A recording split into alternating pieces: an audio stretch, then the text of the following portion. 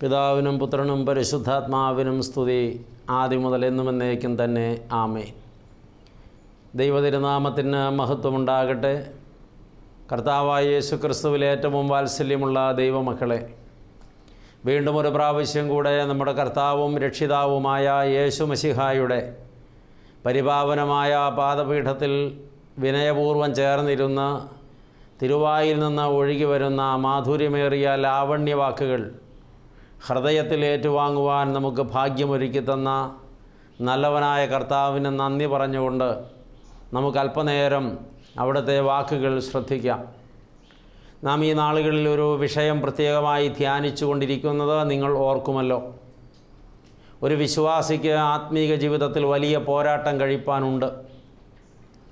ഏതൊക്കെ മേഖലകളിലാണ് പോരാട്ടമുള്ളതെന്ന് കേട്ടത് നിങ്ങൾ മറന്നു കാണില്ല എന്ന് വിചാരിക്കട്ടെ. പോരാടേണ്ട വിധങ്ങളെക്കുറിച്ചാണ് ഒടുവിൽ നാം ചർച്ച ചെയ്തുകൊണ്ടിരുന്നത്. ഒരു വിശ്വാസി പോരാടേണ്ട വിധത്തിൽ പോരാടാത്ത പക്ഷം പോരാട്ടത്തിൽ പരാജയപ്പെട്ടേക്കും. സേനാനായകനായ ക്രിസ്തുവിൻ്റെ കൊടിക്കീഴിലും അവൻ്റെ നേതൃത്വത്തിലും നിന്ന് ആത്മീക പോരാട്ടത്തിലൊരു വിശ്വാസി പോരാടണമെന്ന് നാം കണ്ടു.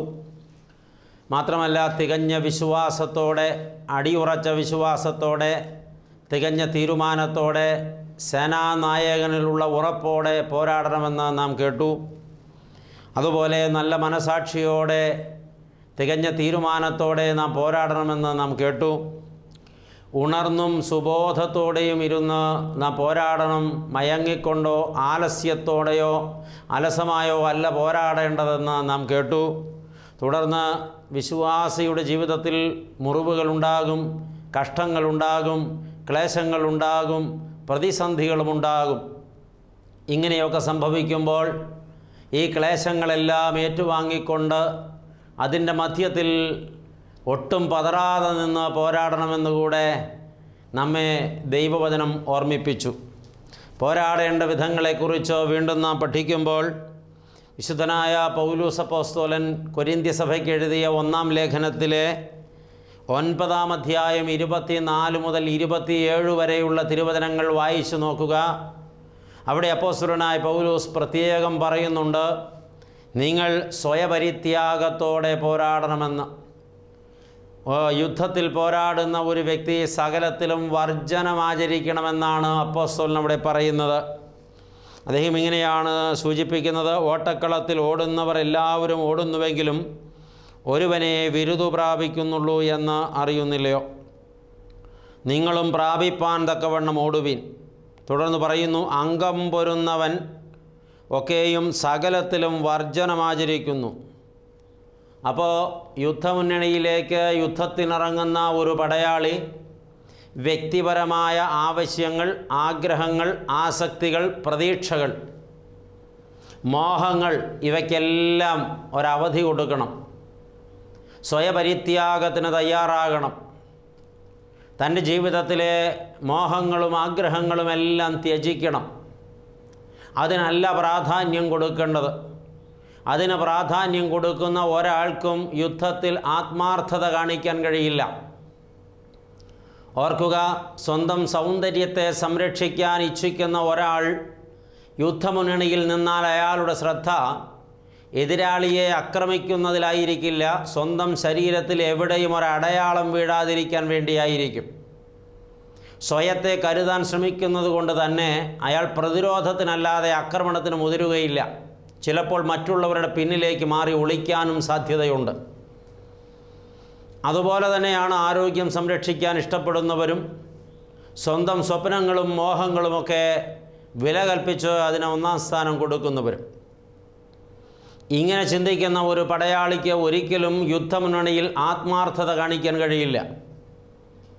യുദ്ധമുന്നണിയിൽ മറ്റെല്ലാം മറന്ന്, വീട് മറന്ന്, നാട് മറന്ന്, പങ്കാളിയെ മറന്ന്, മക്കളെ മറന്ന്, തൻ്റെ ഭാവിയിൽ ലഭ്യമാകാവുന്ന സൗഭാഗ്യങ്ങളെല്ലാം മറന്ന്, ഇപ്പോഴെൻ്റെ മുമ്പിൽ ആകെ ഒരൊറ്റ ലക്ഷ്യമേയുള്ളൂ, ഈ യുദ്ധം ജയിക്കണമെന്ന ഏക മനസ്സോടെ തൻ്റേതായ എല്ലാം ത്യജിച്ച്, തൻ്റെ മോഹങ്ങളും ആസക്തികളും ആഗ്രഹങ്ങളും ത്യജിച്ച് തികഞ്ഞ തീരുമാനത്തോടെ അരയും തലയും മുറുക്കി ദൈവസന്നിധിയിൽ നിൽക്കുന്നവനാണ് പോരാളി.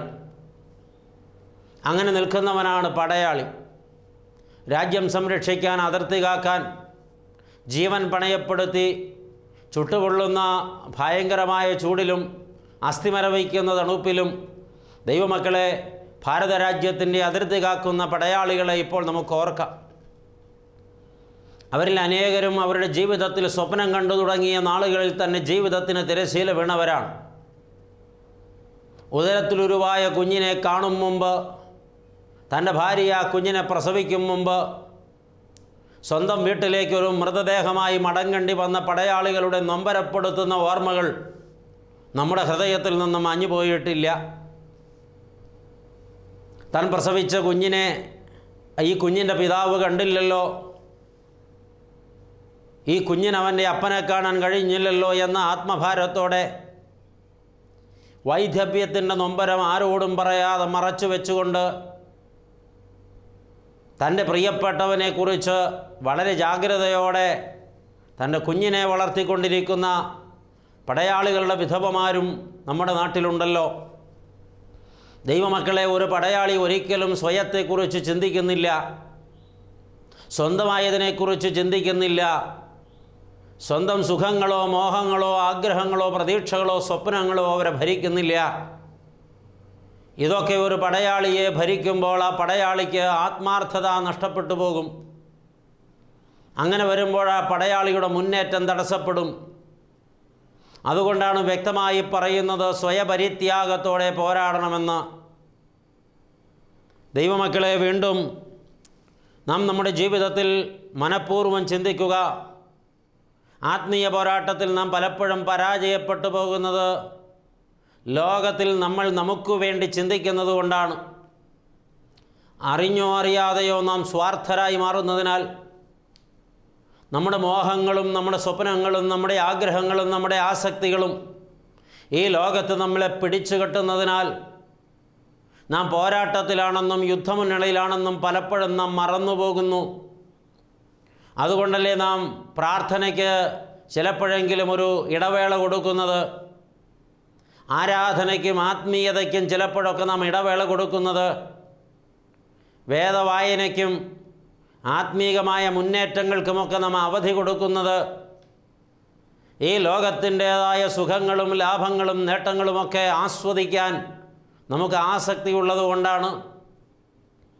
എന്നാൽ ആത്മീയ ജീവിതത്തിൽ ലോകത്ത് ജീവിക്കുമ്പോൾ തന്നെ, ലോകപരമായതൊക്കെ നമ്മുടെ ജീവിതത്തിൽ നാം അനുഭവിക്കുമ്പോൾ തന്നെ തികഞ്ഞ ജാഗ്രതയോടെ നമ്മുടെ മനസ്സ് ഏകാഗ്രമാക്കി യുദ്ധമുന്നണിയിലാണ് ഞാനെന്ന ബുദ്ധിപൂർവമായ തീരുമാനത്തോടെ അനാവശ്യമായതിനെല്ലാം അവധി കൊടുത്തും ആവശ്യമുള്ളതിനെ ചേർത്തെടുത്തും തെറ്റായതിനോട് അകന്ന് സഞ്ചരിച്ചും ശരിയായതിനെ ചേർത്ത് അണച്ചും ദൈവികമായ പാന്താവിൽ നമ്മുടെ എല്ലാ ആസക്തികൾക്കും കടിഞ്ഞാണിട്ട് നിയന്ത്രിച്ച് തികഞ്ഞ പോരാട്ട വീര്യത്തോടെ യുദ്ധം ചെയ്ത് ജയിപ്പാൻ ഒരാത്മീക പടയാളി ശ്രദ്ധിക്കണം.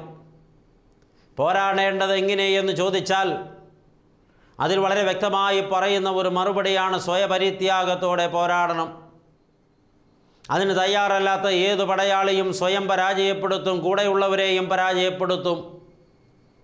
അതൊരു രാജ്യദ്രോഹമാണെന്നുകൂടെ തിരിച്ചറിയുക. ഒടുവിൽ പോരാടേണ്ടത് എങ്ങനെയെന്ന് ചോദിക്കുമ്പോൾ അതിന് മറ്റൊരു മറുപടി തിരുവചനം പറയുന്നത് ഇങ്ങനെയാണ്: നിങ്ങൾ പ്രാർത്ഥനയോടെ പോരാടുക. ദൈവമക്കൾ എപ്പോഴും ബലം സമ്പാദിക്കേണ്ടത് ദൈവികമായ ശക്തിയിൽ നിന്നാണ്. ദാവീദ് മഹാരാജാവ് വലിയ പ്രാർത്ഥനയോടുകൂടെ യുദ്ധത്തിൽ ദൈവസഹായം തേടുന്ന ഒരു രംഗം സങ്കീർത്തനങ്ങളിലുണ്ട്. 35-ാമത്തെ സങ്കീർത്തനം 1 മുതൽ 10 വരെ തിരുവചനങ്ങളിൽ ദാവീദ് ദൈവത്തോട് പ്രാർത്ഥിക്കുകയാണ്: ദൈവമേ, എന്നോട് വാദിക്കുന്നവരോട് വാദിക്കണമേ, എന്നോട് പൊരുതുന്നവരോട് പൊരുതണമേ. നീ പരിചയം പലകയും പിടിച്ച് എനിക്ക് സഹായത്തിന് എഴുന്നേൽക്കണമേ. നീ കുന്തമൂരി എന്നെ പിന്തുടരുന്നവരുടെ വഴി അടച്ചു കളയണമേ. ഞാൻ നിൻ്റെ രക്ഷയാകുന്നു എന്ന് എൻ്റെ പ്രാണനോട് പറയണമേ. ഇങ്ങനെ 10-ാമത്തെ വാക്യം വരെ ദാവീദിൻ്റെ മനോഹരമായ ഒരു പ്രാർത്ഥനയുണ്ട്.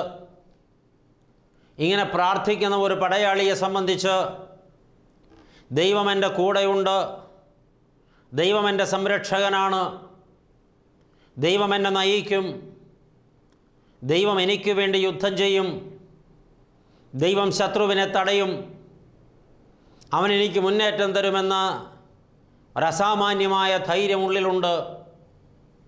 അതുകൊണ്ടാണ് പറഞ്ഞത് പ്രാർത്ഥനയോടെ പോരാടണം.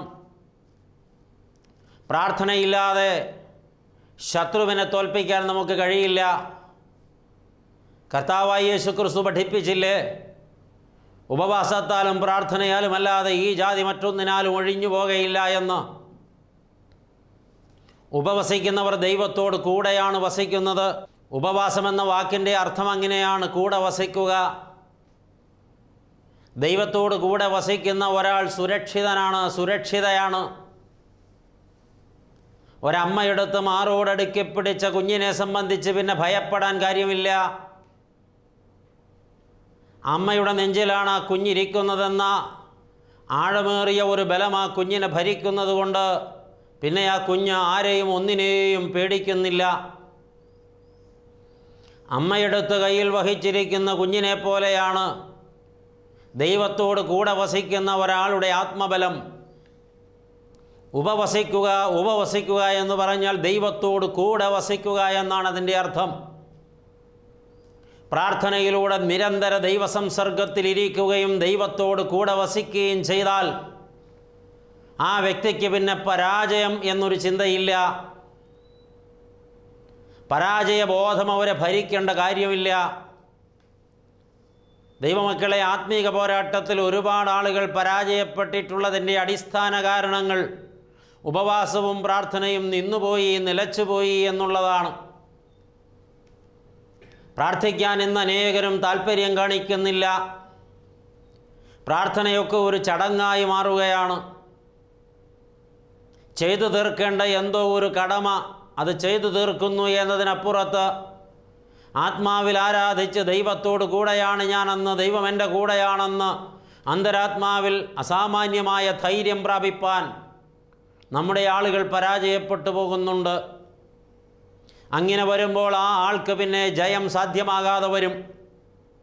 മനസ്സുമടുക്കും, തളർച്ച വരും, നിരാശ കയറി വരും, ഉത്സാഹം നഷ്ടപ്പെടും, പോരാട്ട വീര്യം നഷ്ടപ്പെടും, ശത്രു നമ്മളെ കീഴടക്കും.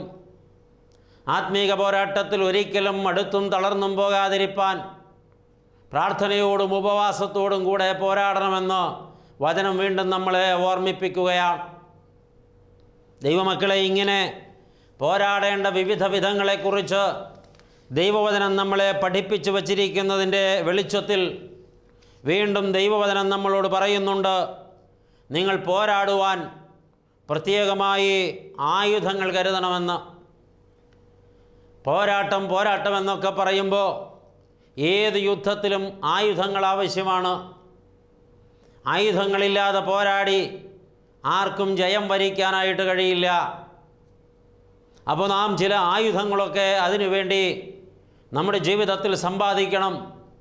അതുപോലെ നമ്മൾ യുദ്ധത്തിന് വേണ്ടിയതായ ഒരുക്കങ്ങൾ നമ്മുടെ ശാരീരിക നിലയിലും മാനസിക നിലയിലുമൊക്കെ വരുത്തണം. ഒരു ആത്മീക പോരാളി പോരാട്ടത്തിന് അണിയേണ്ടതായ വേഷവിധാനങ്ങളെക്കുറിച്ചും സംരക്ഷണ കവചങ്ങളെക്കുറിച്ചും ആയുധങ്ങളെക്കുറിച്ചുമൊക്കെ അപ്പോസ്തലനായ പൗലോസ് വളരെ വ്യക്തമായി എഫേസ്യ ലേഖനം 6-ാം അധ്യായത്തിൽ വരച്ചു വച്ചിട്ടുണ്ട്. സർവായുധവർഗം ധരിച്ചുകൊള്ളുവീനെന്നാണ് അപ്പോസ്തലൻ അവിടെ ഓർമ്മിപ്പിക്കുന്നത്. ഒരു റോമൻ പടയാളിയുടെ വേഷഭൂഷാദികളുമായി ബന്ധപ്പെടുത്തിയാണ് അപ്പോസ്തലനായ പൗലോസ് ഒരു ആത്മീക പോരാളിയുടെ വേഷഭൂഷാദികളെക്കുറിച്ച് ആയുധങ്ങളെക്കുറിച്ചൊക്കെ വരച്ചു വയ്ക്കുന്നത്. ഒന്നാമത് അപ്പോസ്തലനായ പൗലോസ് പറയുന്നത് അരമുറുക്കി കെട്ടണമെന്നാണ്. ഏത് പടയാളിയും അരമുറുക്കി കെട്ടി യുദ്ധത്തിലേക്ക് ഇറങ്ങണം. എന്തിനാണ് അരകെട്ടുന്നത് എന്ന് ചോദിച്ചാൽ അതിനൊരു കാരണമുണ്ട്. ഒരു പടയാളി അരമുറുക്കി കെട്ടാതിരുന്നാൽ ആ പടയാളിക്ക് യുദ്ധത്തിൽ മുന്നേറാനായിട്ട് കഴിയാതെ വരും. പലപ്പോഴും എന്തിനാണ് അരകെട്ടുന്നതെന്ന് ചോദിച്ചാൽ അതിൻ്റെ ഒരു ഉത്തരം ഞാൻ മധുരമായി മുമ്പ് ഒരു പ്രസംഗത്തിൽ പറഞ്ഞിട്ടുണ്ട്. യുദ്ധമുന്നണിയിൽ യുദ്ധം ചെയ്യുന്ന ഒരാൾ കൈകാലുകളെടുത്ത് ഓടുകയോ ചാടുകയോ കൈ വീശുകയോ ഒക്കെ ചെയ്യുമ്പോൾ ആ ആളുടെ ഉടുതുണി അഴിഞ്ഞു പോകാൻ സാധ്യതയുണ്ട്. ഉടുതുണി അഴിഞ്ഞു പോയാൽ പിന്നെ ആ ആളുടെ ശ്രദ്ധ മുഴുവനും തൻ്റെ വസ്ത്രത്തിൽ മാത്രമായിരിക്കും. ആണായാലും പെണ്ണായാലും പൊതുസ്ഥലത്ത് വെച്ച് വസ്ത്രം ഉരിഞ്ഞു പോയാൽ പിന്നെ മറ്റെല്ലാം മറന്ന് ആ വസ്ത്രം വാരി ചുറ്റി ഉടുക്കാനുള്ള തത്രപ്പാടിലായിരിക്കും ആൾ. അപ്പോൾ കയ്യിലുള്ള ആയുധം താഴെ വയ്ക്കേണ്ടി വരും. മുന്നിലുള്ള ശത്രുവിനെ മറന്നുപോകും. ആ അർത്ഥനിമിഷത്തിനുള്ളിൽ ശത്രു ഈ പടയാളിയുടെ തലയറുത്തെടുത്തേക്കാം. ദൈവമക്കളെ, അതുകൊണ്ട് അര ഒരിക്കലും വസ്ത്രമഴിഞ്ഞു പോകാതെ അര മുറുക്കി കെട്ടണമെന്നാണ് ഇവിടെ അപ്പോസ്തലനായ പൗലോസ് പറയുന്നത്. പടയാളികളെല്ലാം ബെൽറ്റ് കെട്ടുന്നതിൻ്റെ കാരണം അതാണ്. പിന്നെ വസ്ത്രത്തെക്കുറിച്ച് ചിന്തിക്കുകയേ വേണ്ട. വസ്ത്രത്തെക്കുറിച്ച് ചിന്തിക്കാൻ പോയാൽ യുദ്ധത്തിൽ കോൺസെൻട്രേഷൻ നഷ്ടപ്പെടും, പടയാളി പരാജയപ്പെടും. അതുകൊണ്ടാണ് അരകെട്ടണമെന്ന് പറഞ്ഞത്. എന്നാൽ ഒരു ആത്മീക പോരാളി അരകെട്ടാൻ ഉപയോഗിക്കേണ്ടത് ഒരു ബെൽറ്റല്ല, സത്യം കൊണ്ട് അരകെട്ടണമെന്നാണ് പഠിപ്പിക്കുന്നത്. സത്യം അരക്കെട്ടായി മാറിയാൽ, സത്യം ഒരുവൻ്റെ ഉടുവസ്ത്രത്തെ സംരക്ഷിക്കുന്ന, അവൻ്റെ നഗ്നത മറയ്ക്കുന്ന, അവൻ്റെ ലജ്ജ മറയ്ക്കുന്ന, അവൻ്റെ സംരക്ഷണമായി മാറിയാൽ പിന്നെ അവനെ പരാജയപ്പെടുത്താൻ ശത്രുവിന് കഴിയില്ല. പിശാച് സത്യം പറയുന്നവരോട് അകലം പാലിക്കും. കളവ് പറയുന്നവരെ കയറിപ്പിടിക്കും. നിലനിൽപ്പിന് വേണ്ടിയോ നേട്ടങ്ങൾക്ക് വേണ്ടിയോ ലാഭങ്ങൾക്ക് വേണ്ടിയോ ജയത്തിനു വേണ്ടിയോ സാഹചര്യം പോലെ കളവ് പറയുന്നവർ പിശാചിനെ വിളിച്ച് അവൻ്റെ മുമ്പിൽ തല താഴ്ത്തി അവന് തലയിൽ ചവിട്ടാൻ അവസരം കൊടുക്കുന്നവരാണ്. ഓർക്കുക, അരമുറുക്കി കെട്ടേണ്ടത് സത്യം കൊണ്ടാണ്. സത്യം കൊണ്ട് അരകെട്ടിയ ഒരാൾക്ക് പിന്നെ പേടിക്കാനില്ല, അവർക്ക് ലജ്ജിക്കേണ്ടി വരില്ല. സത്യത്തെ പിശാച് ഭയപ്പെടുന്നുണ്ട്. സത്യമെന്ന് ആത്മീകമായി വ്യാഖ്യാനിച്ചാൽ സത്യം ദൈവമാണ്. യേശു പറഞ്ഞില്ലേ, ഞാൻ തന്നെ വഴിയും സത്യവും ജീവനും ആകുന്നു എന്ന്. സത്യം യേശു ക്രിസ്തുവാണെങ്കിൽ അരമുറുക്കി കെട്ടേണ്ടത് സത്യം കൊണ്ടാണെങ്കിൽ ദൈവത്തെ തൻ്റെ അരക്കെട്ടായി മാറ്റണം. തനിക്ക് അരമുറുക്കി കെട്ടി ലജ്ജമാറാനുള്ള സംരക്ഷണം നൽകുമ്പോൾ പിശാചിന് പിന്നെ എങ്ങനെയാണ് ഒരാളെ പരിഹസിച്ച് പിടിച്ചടക്കാൻ പറ്റുക? സാധ്യമാകില്ല. ദൈവമക്കളെ, അവിടെയാണ് നാം തിരിച്ചറിവിലേക്ക് എത്തേണ്ടത്. സത്യം കൊണ്ട് അരകെട്ടിയിട്ടാണോ ആത്മീക പോരാട്ടത്തിൽ നാം ഇതുവരെ സഞ്ചരിച്ചിട്ടുള്ളത്? ആത്മീക പോരാട്ടത്തിൽ നാം പലപ്പോഴും പരാജയപ്പെട്ടത് കളവ് പറയേണ്ടി വന്നതുകൊണ്ടാണ്, അസത്യവാദികളാകേണ്ടി വന്നതുകൊണ്ടാണ്. ആദ്യം പറഞ്ഞതുപോലെ നിലനിൽപ്പിന് വേണ്ടിയോ അപമാനഭാരമോർത്തിട്ടോ ചില നേട്ടങ്ങളോർത്തിട്ടോ ചില ജയത്തിനു വേണ്ടിയോ ചിലരെ ജയിപ്പിക്കാൻ വേണ്ടിയോ ഒക്കെ മനഃപൂർവമായോ അല്ലാതെയോ ഒരാൾ കളവ് പറയുമ്പോൾ, അസത്യവാദിയാകുമ്പോൾ, സത്യത്തിന് പുറംതിരിഞ്ഞു നിൽക്കുമ്പോൾ ആ ആളുടെ ജീവിതത്തിൽ ശത്രുവിനെ കടന്നു കയറാൻ ഒരു അവസരമായി അത് മാറുകയാണ്. പിന്നെ അയാളുടെ ലജ്ജ ഒരിക്കലും മാറുന്നില്ല. പിശാചിൻ്റെ കയ്യിൽ ഒരാളെ പിടികിട്ടിയാൽ ആദ്യം ചെയ്യുന്ന പണികളിലൊന്ന് വസ്ത്രമഴിച്ച് കളയുക എന്നുള്ളതാണ്. അങ്ങനെ പിശാച് ചെയ്യാൻ വ്യക്തമായൊരു കാരണമുണ്ട്. വസ്ത്രം നഷ്ടപ്പെട്ട ഒരാൾ പിന്നെ പ്രകാശത്തിലേക്ക് അടുത്ത് ചെല്ലുകയില്ല. കാരണം അയാളുടെ നഗ്നത വെളിവായി ലോകമത് കാണും. ഏദൻ പറുദീസായിൽ വെച്ച് പാപം ചെയ്ത ആദമിൻ്റെയും ഹൗവയുടെയും വസ്ത്രം നഷ്ടപ്പെട്ടു. അതുവരെ അവരുടെ ലജ്ജ വെളിവാകാതെ വണ്ണം അവർ ധരിച്ചിരുന്ന തേജസ്സിൻ്റെ നിലയങ്കി. എന്നാൽ അന്നുവരെ ദൈവം വന്നപ്പോൾ ലജ്ജ കൂടാതെ ദൈവത്തിൻ്റെ അരികിൽ ഓടിച്ചെന്ന് ദൈവത്തെ ആശ്ലേഷിച്ച് ആനന്ദം പങ്കിട്ട മനുഷ്യനന്ന് ദൈവത്തിൻ്റെ സാന്നിധ്യം അറിഞ്ഞപ്പോൾ നാണം കൊണ്ട് വൃക്ഷത്തിൻ്റെ മറയിൽ മറഞ്ഞിരുന്നു. എന്തുകൊണ്ട്? അവർക്ക് വസ്ത്രമില്ല, അവർ ലജ്ജിതരാണെന്ന ബോധം അവരെ ഭരിച്ചതുകൊണ്ട്. അതുകൊണ്ട് തന്ത്രശാലിയായ ശത്രു ഒരാളെ കയ്യിൽ കിട്ടിയാൽ ആദ്യം ഉടുവസ്ത്രം ഉരിഞ്ഞുകളയും. പിശാചിൻ്റെ പിടിയിൽപ്പെട്ടാൽ പിന്നെ സത്യം പറയാൻ കഴിയില്ല. സത്യം പറയാത്തവർക്ക് വെളിച്ചത്തിൽ നിവർന്നു നിൽക്കാൻ കഴിയില്ല. അവർ ഇരുട്ടിൻ്റെ പിടിയിൽ അമർന്നു പോകും. യേശു പറഞ്ഞ ഒരു ഉപമ ഇവിടെ വീണ്ടും ആവർത്തിക്കപ്പെടേണ്ടതുണ്ട്. യെരുശലേമിൽ നിന്ന് യെരീഹോവിലേക്ക് ഏകനായി യാത്ര പോയ ഒരു പഥികൻ്റെ കഥ കർത്താവ് ഉപമയായി പറഞ്ഞിട്ടുണ്ടല്ലോ. വഴിയിൽ വെച്ച് അവനെ പിടികൂടിയ കള്ളന്മാർ അവനെ മർദ്ദിച്ച് അവശനാക്കി അവൻ്റെ ഉടുവസ്ത്രം അഴിച്ചെടുത്തു എന്ന് വായിക്കുന്നു. അവനെ നഗ്നനാക്കി തെരുവിൽ തള്ളിപ്പോയി. ദൈവമക്കളെ ഓർക്കുക, എന്തിനാണ് അവൻ്റെ വസ്ത്രം അഴിച്ചെടുത്തത്? അവൻ പുറപ്പെട്ടു പോന്നത് യെരുശലേമിൽ നിന്നാണ്. യെരുശലേം സ്വർഗത്തിൻ്റെ പ്രതീകമാണ്. അവൻ പോകുന്നത് യെരീഹോവിലേക്കാണ്. യെരീഹോ നരകത്തിൻ്റെ പ്രതീകമാണ്. ഈ മനുഷ്യൻ ഒരിക്കലും തിരിച്ച് യെരുശലേമിലേക്ക് പോകരുത്, വെളിച്ചമുള്ളിടത്തേക്ക് പോകരുത്, സ്വർഗത്തിലേക്ക് ചെല്ലരുത് എന്നാണ് പിശാച് ഇച്ഛിക്കുന്നത്. ഈ ഉപമയിലെ യാത്രക്കാരൻ ഞാനും നിങ്ങളുമാണ്. യെരുശലേം സ്വർഗത്തെയും യെരീഹോ നരകത്തെയും പ്രതിനിധീകരിക്കുന്നു. കവർച്ചക്കാരായ കള്ളന്മാർ പിശാചാണ്, പിശാചിൻ്റെ ആളുകളാണ്. അവരുടെ പിടിയിൽ ഒരാളെ കിട്ടിയാൽ അയാൾ തിരിച്ച് വെളിച്ചത്തിലേക്കും ദൈവത്തിലേക്കും മടങ്ങിപ്പോകാതിരിക്കാൻ ഉടുവസ്ത്രം ഉരിഞ്ഞു മാറ്റുമെന്ന യാഥാർത്ഥ്യം നാം തിരിച്ചറിയുക. അതുകൊണ്ട് ദൈവമക്കളെ, സത്യം കൊണ്ട് അരകെട്ടണം, സത്യത്തിൻ്റെ വക്താക്കളാകണം, സത്യത്തെ മുറുകെ പിടിക്കണം, സത്യത്തിന് വേണ്ടി നിൽക്കണം. ഒരിക്കലും അസത്യവാദിയാകരുത്. അങ്ങനെ ആയാൽ അത് നമ്മുടെ പരാജയമായി തീരുമെന്ന് തിരിച്ചറിയുക. ഇപ്പോൾ നമ്മുടെ ആത്മീക ജീവിതത്തിൽ നാം അനുഭവിക്കേണ്ടി വരുന്ന പരാജയങ്ങൾക്ക് പിന്നിൽ നാം പറയുന്ന കളവുകളും നമ്മുടെ അസത്യവാക്കുകളും കാരണമായിട്ടുണ്ടോ? അത് തമാശയ്ക്ക് പറയുന്നതാണെന്നൊരു പക്ഷേ നാം അവകാശപ്പെട്ടേക്കാം. കളവ് പറയുമ്പോൾ നിശ്ചയമായിട്ടും അവിടെ പിശാചിന് ഇടം കിട്ടുകയാണ്. ശത്രു നമ്മുടെ ജീവിതത്തിൽ അധികാരം നടത്താൻ ആരംഭിക്കുകയാണ്. തിരുത്തപ്പെട്ടുകൊള്ളണം ദൈവമക്കളെ. ഒരിക്കലും ശത്രുവിനിടം കൊടുക്കരുത്. യുദ്ധമുന്നണിയിൽ യുദ്ധത്തിനിറങ്ങുന്ന പടയാളി അരകെട്ടിയിരിക്കണം, നിർബന്ധമായും അരകെട്ടിയിരിക്കണം. അരകെട്ടാതിരുന്നാൽ ആ പടയാളി പരാജയപ്പെടും. ആ പടയാളിക്ക് പിന്നെ നഗ്നനായി നിൽക്കേണ്ടി വരും. അത് സൂക്ഷ്മതയോടെ വിലയിരുത്തി ജീവിതത്തെ ചിട്ടപ്പെടുത്തുവാൻ ദൈവമക്കൾ ശ്രദ്ധിക്കുക.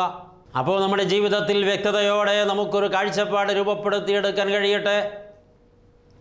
ഈ യുദ്ധത്തിൽ ഞാൻ തോൽക്കാൻ തയ്യാറല്ല, എനിക്ക് ജയിക്കണം. അതുകൊണ്ട് ഞാൻ എൻ്റെ അര മുറുക്കിക്കെട്ടണം. ഞാൻ എൻ്റെ അര കെട്ടേണ്ടത് സത്യം കൊണ്ടാണ്. സത്യത്തിന് ഞാൻ പുറംതിരിഞ്ഞ് നിൽക്കാൻ പാടില്ല. ഞാൻ ദൈവത്തോട് ചേർന്നിരിക്കണം. ഉപവാസത്തോടും പ്രാർത്ഥനയോടും കൂടെ വേണം ഞാൻ പോരാടാൻ. സ്വയപരിത്യാഗത്തോടെ ഞാൻ പോരാടണം. തിന്മയോട് വിട പറഞ്ഞുകൊണ്ട് ഞാൻ പോരാടണം. ആത്മനിറവോടെ നിന്ന് ഞാൻ പോരാടണം. എനിക്ക് ഈ ആത്മീയ യുദ്ധത്തിൽ തോൽവി അടഞ്ഞുകൂടാ. എൻ്റെ മേൽ ശത്രു അധികാരം നടത്താൻ പാടില്ല. ശത്രു ഒരിക്കലും എൻ്റെ മേൽ ജയഭേരി മുഴക്കിക്കൂടാ. അതുകൊണ്ട് ഇന്ന് ഞാൻ തീരുമാനിക്കുന്നു, ഞാൻ എന്നെ തന്നെ നിയന്ത്രിക്കും. സ്വയപരിത്യാഗത്തിലൂടെ എൻ്റെ ആസക്തികൾക്ക് അവധി കൊടുത്ത് ഞാൻ എൻ്റെ ആത്മീക ജീവിതത്തെ പരിപോഷിപ്പിക്കും. എൻ്റെ ബലവും സങ്കേതവുമായ ദൈവത്തോട് പ്രാർത്ഥിച്ച് ദൈവസന്നിധിയിൽ ഉപവസിച്ചിരുന്ന് ബലപ്പെട്ട് ശത്രുവിനോട് അകലം പാലിച്ച് ഞാൻ എൻ്റെ ആത്മീക ജീവിതത്തിൽ വിജയം നേടും. മാത്രമല്ല, ഞാൻ എൻ്റെ യുദ്ധത്തിനുള്ള ഒരുക്കമായി എൻ്റെ അരകെട്ടി, ഞാൻ എൻ്റെ കർത്താവിൻ്റെ സത്യം കൊണ്ട് അരകെട്ടി, ഞാൻ എൻ്റെ ഉടുവസ്ത്രം സൂക്ഷിച്ച് പിശാചിൻ്റെ മുമ്പിൽ ഞാൻ ലജ്ജിച്ചു പോകാതെ എൻ്റെ ദൈവത്തിൻ്റെ സ്നേഹത്തിൽ ഞാൻ മുന്നേറി ആധ്യാത്മിക വിജയം വരിക്കുമെന്ന് നമുക്ക് ഹൃദയത്തെ ഉറപ്പിക്കാം. നമ്മുടെ ആയുധവർഗങ്ങളിൽ തുടർന്നുള്ള കാര്യങ്ങളൊക്കെ തൊട്ടടുത്ത പ്രാവശ്യം നിങ്ങളോട് പങ്കിട്ടുകൊള്ളാം.